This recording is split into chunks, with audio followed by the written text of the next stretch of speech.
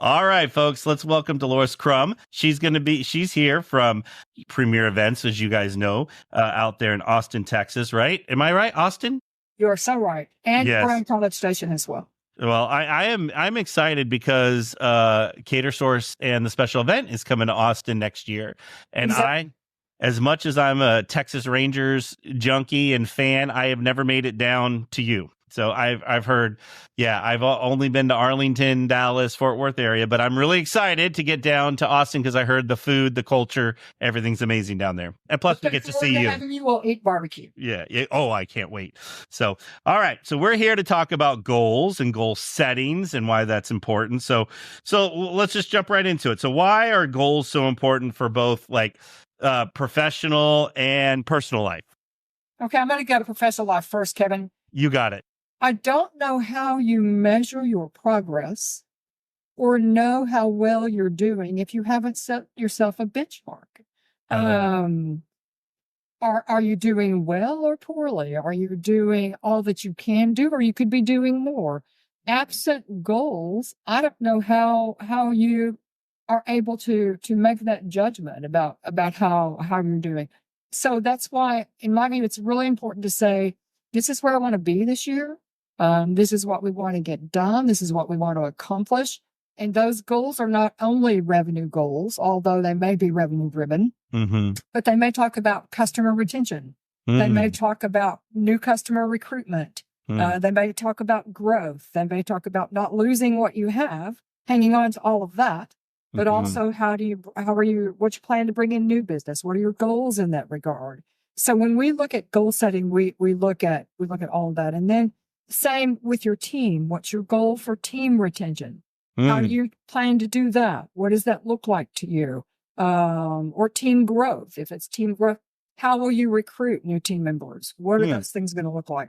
So I think you just can't assess your progress or know how well you are, how well you're doing. It's like if you didn't have a scale, you were trying to reach an ideal weight. Yeah. Now, would you know? Your clothes get a little loose or your clothes get a little tight, but you need something to measure by. Okay. All right. Perfect. So how has goal setting changed your life? I think that, let me go back and talk about personal goals for just a second. Okay. You got it. Then we'll go on to that question. Yeah. I'm less diligent about setting personal goals, although I do have things outside of Premier that I want to accomplish. So one of those areas is the charities that we work with. I tend to be involved in them at the level where I think I have some degree of influence or impact on the amount of money that we raise or that we seek to raise. So I set those goals, or we set those goals. I'm part of organizations that set those goals. And again, it's about having a measuring stick. We also set goals in terms of travel, adventures that we want to have, where we want to go, things that we want to do. What are those goals going to look like? And everything else is just things that you know you need to do, like taking care of the people that you love and the people that love you, and cultivating friendships and spending the time on doing those things. So those goals are perhaps less strategic than the goals really that we set for Premier, but no less important. Now, what was the rest of the question? So how has goal setting changed your life? Yep. I really feel that a great portion of the success, a large part of the success that we've experienced in Premier will be 23 in November. So we survived 9/11 and we survived the pandemic. Yeah. So I don't think we'd have been able to do those things or to flourish in a crowded market had we not had goals at the core of what we do and how we operate. We have annual goals, we have monthly goals, and we're not really numbers driven. At least I'm not. Goals in terms of customer retention and goals in terms of team retention and those kinds of things are critically important and things that we really strive to do. So it's made me, I think, more effective. It's made us more successful. I set goals to write the books that I've written. That's another activity over and above a layer of thing to do. So until I wrote it down and said, I'm gonna do this, I'm gonna do it by X time, by X day, probably never would have happened. All right. So let's talk about setting, any tips you may have for setting goals for when it comes to business. Yeah, try to use that SMART goal formula. Okay. Try to make sure that your goals are specific and attainable and tangible and measurable and all of those things that SMART goals are. Because otherwise, again, you're just not going to be able to assess your progress and gauge how well you're performing individually and collectively. So make them SMART. Google is rife with goal setting tips, and use them because they're very helpful. It's amazing too, because you said Google. There's so many people there. You could just type in something in Google and it's right there at your fingertips. It just blows me away. Google image, and it'll take you to 1,000 other worthwhile places to be.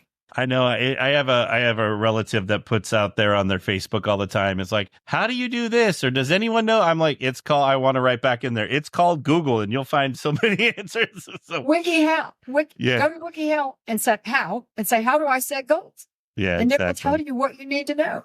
Yeah. So when we're talking about goals for businesses, how important is it for your team to know what the goal of the company is? Let me tell you, Kevin, I had a real struggle with that early on in our existence. It took me about 8 years to share fiscal goals with our team, to convince myself that was something that I wanted and needed to do. Yeah. And it was at a team retreat, and I literally was physically ill from the thought of doing it.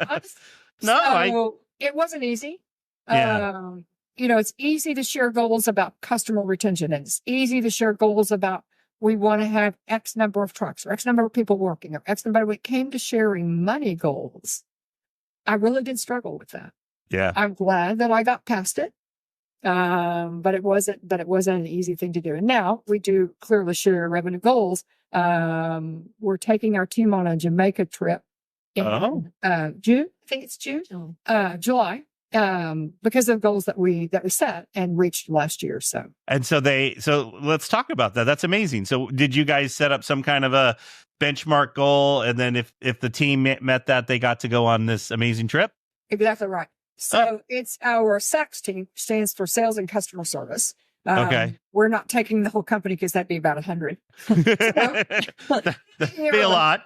Well, someone's got to deliver everything. So that's exactly right. The store has to be minded. But we're taking the people who had a part or the most critical part in making those things happen. We're doing other things for those who aren't able to make this trip. But I just said it in an off-the-cuff kind of way at one of our SACS teams meeting, hey, if we do X, we'll do Y. Well, we did X plus, and Y was a trip. And so, yeah. Oh, wow. Yeah. I never even thought about that with the team. That's amazing. We're thrilled. They're thrilled. I got it from, do you know Cindy Lowe with Red Velvet here in Austin? No, I do not. Well, so I'll introduce her when you're here. All right. You got it. Cindy's a thing, and her company, Red Velvet Events, is a thing. Or Red Velvet. And she has annually done that for probably the last 10 years or so, taken her team pre-COVID. I don't know that they've gone post-COVID. Yeah. When they reach, she has a goal and a stretch goal. So it depends on the level of goal reached, how impressive the trip is. Oh, well, that's fair. I mean, yeah, because you hit, if you hit benchmark A, we're going to go an overnighter, it just gets a little bit better as we go. So that's exactly right. If you hit benchmark A, we may go to Dallas. But if you if you get way past that, we may go to Jamaica. I would personally be happy with Dallas because, as we talked about earlier, I'm a baseball junkie, and there you go.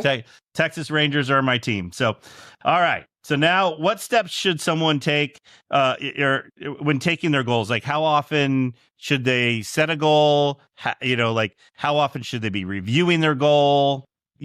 Sure. What are kind of? I'm sure it's different for every type of a goal. So I'm going to do my fiscal goals first. Okay. So we set an annual goal, but I look every 2 weeks and have since COVID at where we are compared to where we were at this same time last year. Oh, okay. And I do that every 2 weeks because what I'm measuring is are we on track to do as well or better than we did last year? Mm-hmm.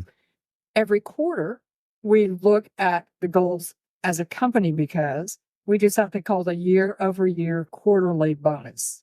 So if this quarter we did better as a team than we did the year before, that's an incentive that's shared with the team, depending on how impressive the growth was or how impressive of course, the goal. So we do that.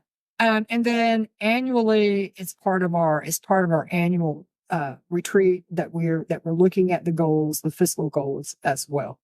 Okay. When we're talking about other things, I'm looking at those things on a monthly basis because we have marketing goals by the month, things that we want to do, visits that we want to make, people that we want to make sure that we chat with, those kinds of things. And we're at the end of the year, we're looking at how well did we do. We're looking at how well our customers did, and we're assigning loyalty levels for the following year based on that. So we're really, I think, very goal driven and helping our customers to be goal driven as well, because there's an incentive for them to be a platinum or a platinum plus or a gold or a silver or a bronze or whatever it is they're going to be. So we try to let them know whether they're on track or not as well. Oh, that's interesting. I never thought about that aspect of it as well. They might throw you a December order, that they might not have. Yeah. So it's good. It's good. But then I guess that's a good way to strengthen that customer relationship as well, because you're constantly checking in with them and you let them know what's going on. And then all of a sudden, if there's a dip from, event planner A, you can go check in. Hey, why are we not, here? Are things slow for you? How can we help? Let's get back on track. What do we need to do on our end to help get you to where you want to be at the end of the year, so that you qualify for that next level of benefits? Wow, that's a really good idea, and that's really good way for your customers to be selling you as well, because they're out there, marketing and getting you guys going as well. So that's amazing. So now, when you meet with your staff, do we talk about the goals at every meeting, or how often? No, we don't. And I will tell you, we've got a senior management group. Okay. And we talk about those things probably at most every meeting. We touch base on those bi-weekly reports I told you that I do. We'll look at those if we're trending behind, if we're trending even, if we're trending ahead. We'll look at those things and we'll chat about those things. And look at how our marketing plan fits into what those things want to look like. Maybe we didn't hit the pavement hard enough at a particular time. Maybe there were open houses that we could have gone to. Maybe there were other things that we could have done. And so we'll look at those things. But it's annual goal setting. It's quarterly goal setting.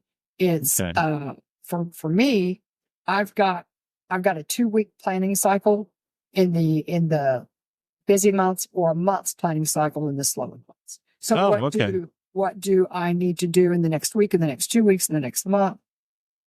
Those are not goals as much as maybe they're tasks. Yeah. There's still things that have to be done. And when I get to highlight them with my yellow marker, it's really good. Yeah, it probably makes you feel really good. It does. So you said tasks and goals. So can we have, like you were talking about yearly, quarterly goals, is it short-term goals a good thing to have too? So I do, but I think every member of the Premier team will do that. So our team members on the SACS side are incentivized to achieve revenue goals, and that's how their commissions increase. So we encourage them to build a book of business so that they can increase their percentage of revenue derived from the revenue that they produce, if that makes sense. So then now for them going to like a NACE or an ILEA, is that good for them to go to these associations? And it's golden, Kevin. Oh, okay. It's golden.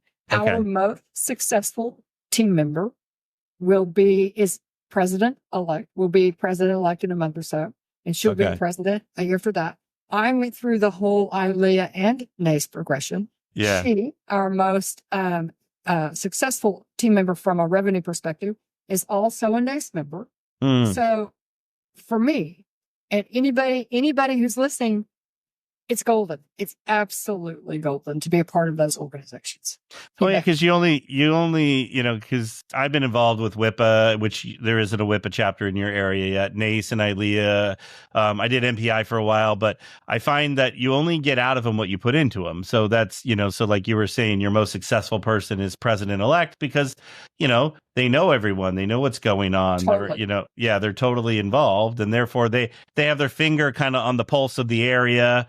If there's a new company coming in, they'll know what's going on, or someone's closing up for retirement, or they'll just know what's going on. They'll have their finger on the pulse of what's going on. So I mentor other business professionals through the American Rental Association. We have a mentorship program, and the one thing I tell them most consistently is be a part. But you can't just have your name on the membership roster. Yeah, you have to go to the meetings. You have to step up and stand out. So, and it's funny you say that, because there'd be so many people that say, "Oh, I'm a member, but I don't get anything out of it." And I'm like, well, do you go to the meetings? Do you, right. What have you put into it to get out of it? That's right. Yeah, that's right. Because the membership is such a small dollar amount, that they're asking for. It's not even, and I don't know. I mean, why someone would expect $400, membership would get you any kind of revenue without doing the work. That's exactly right. I just wanted to mention too that most organizations have both a young professional, and a student membership. You can't start too soon. Yeah. So whether you're in school or just got out, take that path. Especially if you're a person that's looking for a quote job job. I know many professionals who have found their place through an organization like NACE or ILEA. Well, it's amazing. I agree. So we could probably do a whole podcast episode. So is there a better time of the year to set goals? Like as we, I always feel like we end the year and then people start, or I'm going to go hit the gym, and the first of the year I'm going to do this and do that. And then come Valentine's Day, it's all they don't even remember what they were talking about come, the end of December. So just a couple of things. They're not goals if they're not written down.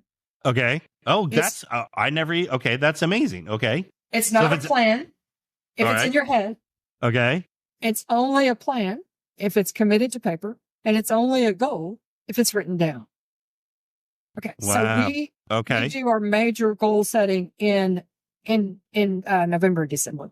Okay. Because again, we're getting ready for that new year, next year, that's going to look like. So we're setting our goals and making our plans to accomplish those things that we do. So I think most everybody is good about doing that at the end of the year, but no, you don't set that document aside and dig it out of your file cabinet in August, because by then it's too late. Yeah. It's too late. So you've got to live. That document has to live with you. Again, I liken it to a diet.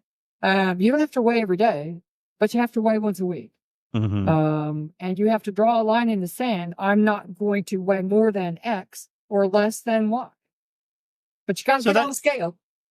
So that's a good part of thinking about it too. So you set your goals in November, but then you're looking at it, like you said, weekly, but then, it may be a yearly goal, but by March or April, if you're not hitting a number, then what happens? Well, you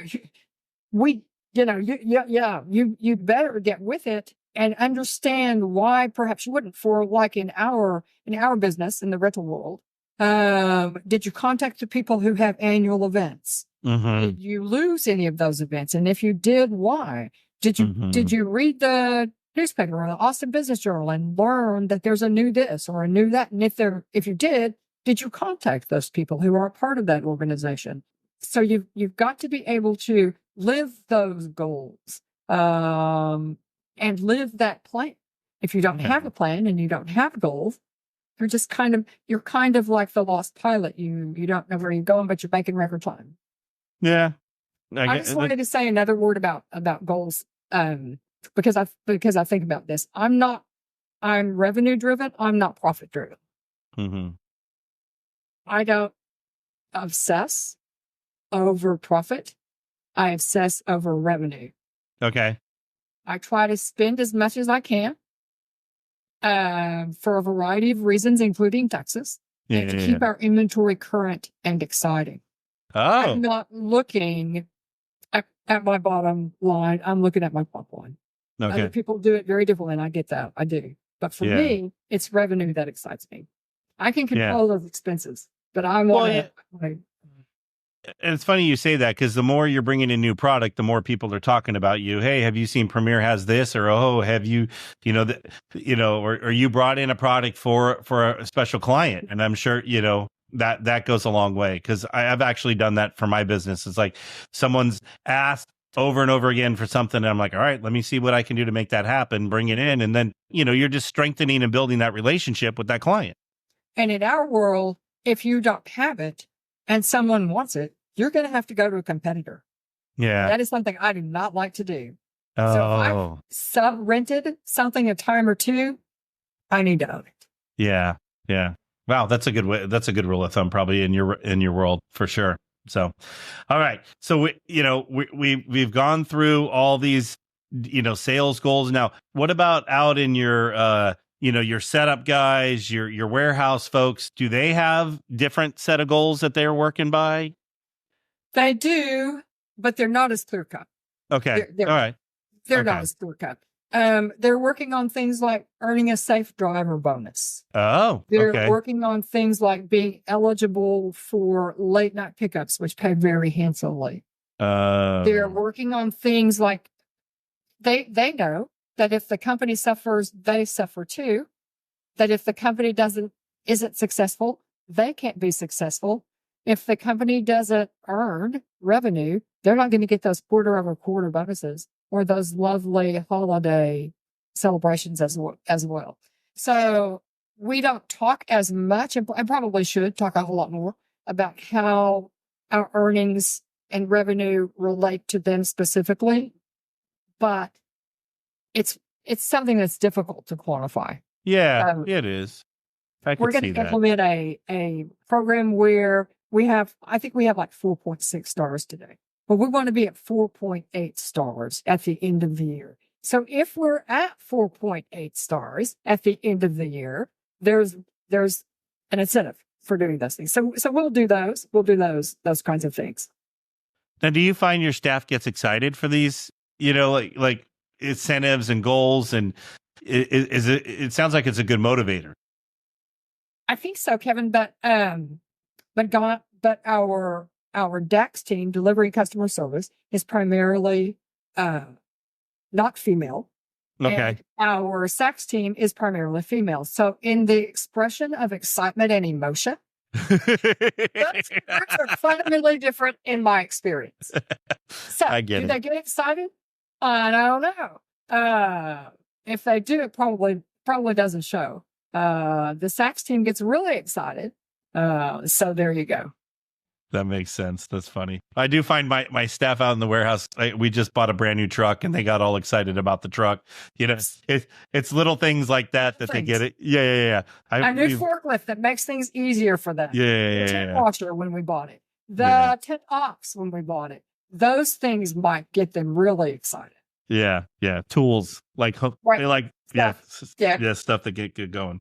So we've been talking about it. So and how can we get the team, just everyone on board with the goal setting? Like, you mentioned you do a meeting in November? Like how can we get them all on board with these goal settings? So I mentioned the senior management team, but another thing that we implemented maybe last year was post-COVID is a leadership group, a leadership team. So we feel like because we do have a large number of employees, and they're both in Austin and in College Station, and they're 2 hours apart, 120 miles difference.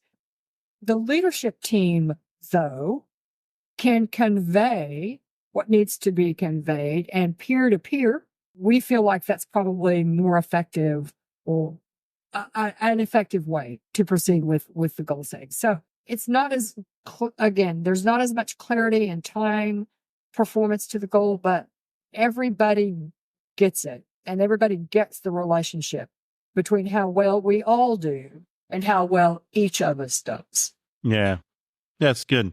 So, so let's play devil's advocate. What if you got someone that's not meeting the goals? Like, do we mentor them? Do we coach them? Like, how do we get them up with the rest of the group?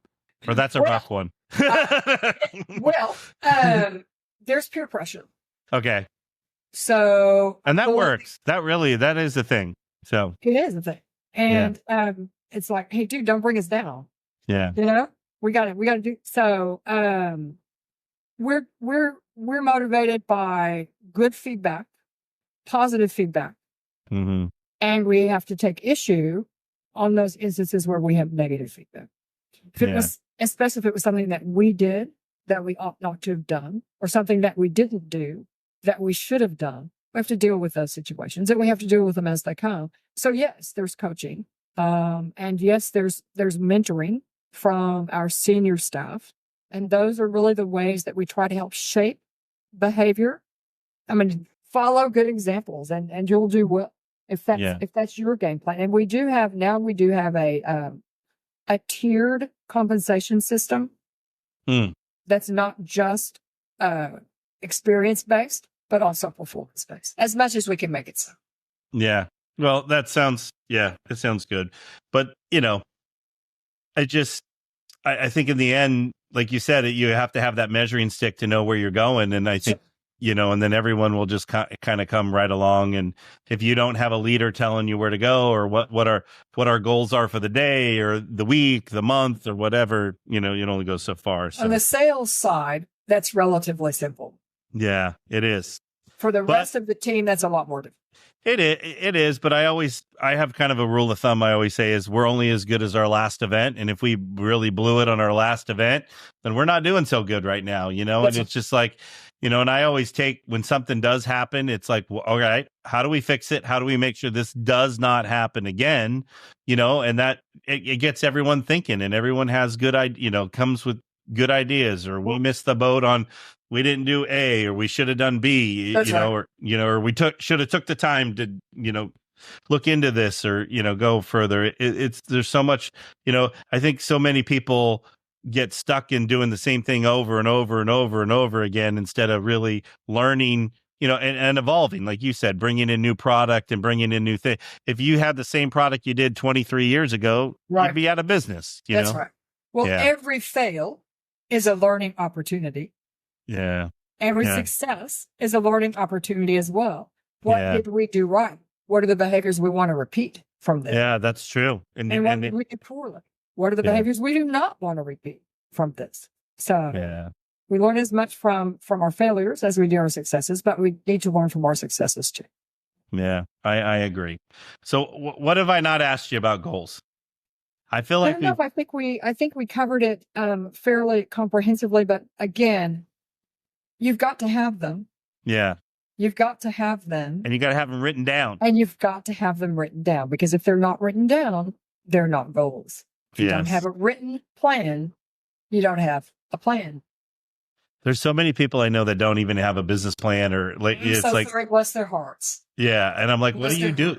What are you doing? Like how, you don't even, the phrase "to fail to plan" is to plan to fail. Is a true truth. It's one of those truths with a capital T. Yeah. So don't do that. If you want to be successful, set goals, make a plan to accomplish them, work your plan, you'll succeed. Yeah, no, it makes sense. And I think so many people now are going to be getting out the paper and pen, or getting out the computer and writing down their goals and going from there. Because I that's something that I think a lot of people miss the boat, is if it's not written down, they're going to miss out on it. So that's doable. It will confirm that. Yeah. There you go. That's so funny. All right. So on Mind Your Wedding Business, we ask all our folks here is, what is your favorite part of a wedding? So Delores, and I love, because we have so many different people from so many different backgrounds, but what is your favorite part of a wedding, Delores? I'm going to tell you my favorite part of weddings that we attend. Okay. And my favorite part, and I cry every time, even if I don't know the people well, but my favorite part is the ceremony. Especially when people have written their own vows. And in the cards that I send, I usually say, may you always be as happy as you are today. May you always love one another as much as you do right now.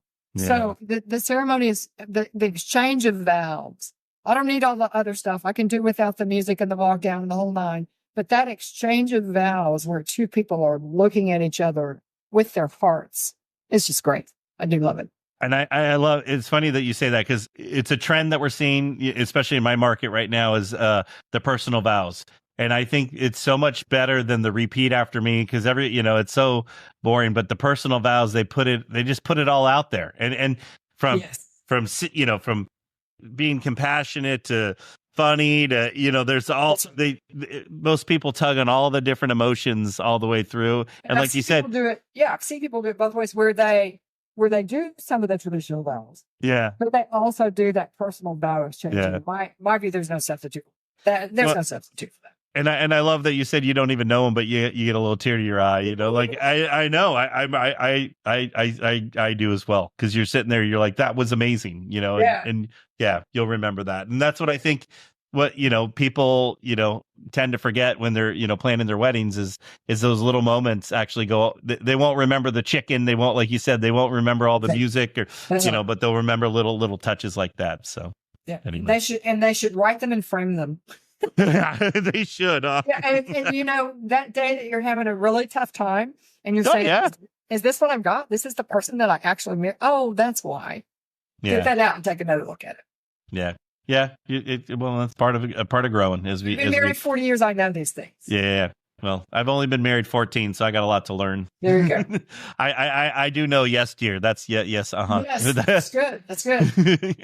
I learned that a long time ago. Life. Oh, 100% for sure. So, all right. So, Delores, how do people get in touch with you if they want to connect with you? Absolutely. So it's Delores, my first name, DELORES at Premier with the extra E on the end. PREMIERE events, plural, EVENTS online.com. Or you can access my author page, to which I'll also respond, Delores at DeloresCrum.com.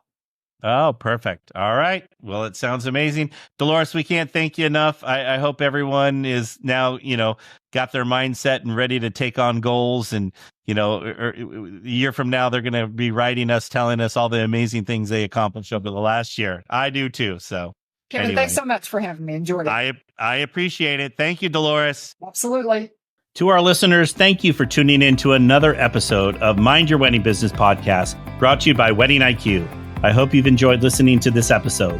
Please get in touch with me if you have a topic you would like for me to cover, or if you are in the area of your business you're struggling with, let us know. We'll be happy to help. I encourage you to check out our other episodes on Apple, Spotify, or wherever you listen to podcasts. And if you're a fan, we'd love to hear from you, and we'd love for you to subscribe to our podcast and leave a review. It helps others find our podcast so they can learn from our guests too. Thanks again for listening.